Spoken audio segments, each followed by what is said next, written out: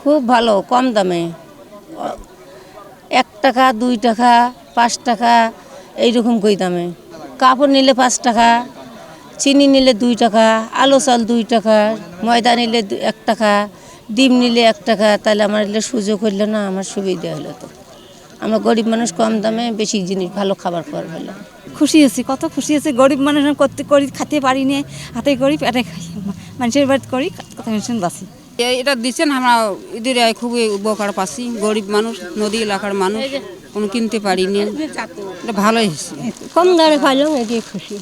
1 টাকার কোনো এখনো জিনিস পাওয়া যায়, আমরা যে 1 টাকাতে পারছি এটা আমাদের কাছে লাভ। কম দামে আমি পারছি, আমার বাচ্চা কাচ্চার জন্য উপকার, আমার জন্য উপকার, যারা দিচ্ছে তাদেরও জন্য ভালো।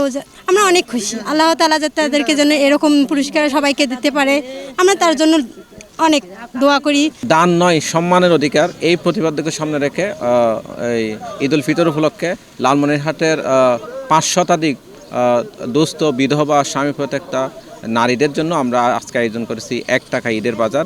যেই বাজারে থেকে তারা মাত্র 1 টাকা দিয়ে প্রায় 1000 টাকা থেকে 1200 টাকা মূল্যের বিভিন্ন খাদ্য সামগ্রী এবং নতুন কাপড় এখান থেকে ক্রয় করে নিয়ে যাবেন।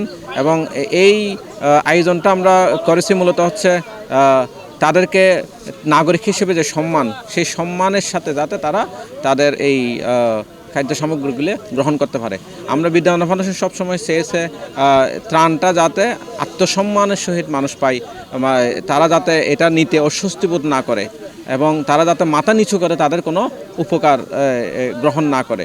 তো এই চিন্তাভাবনা থেকে কিন্তু আমাদের এই আয়োজন।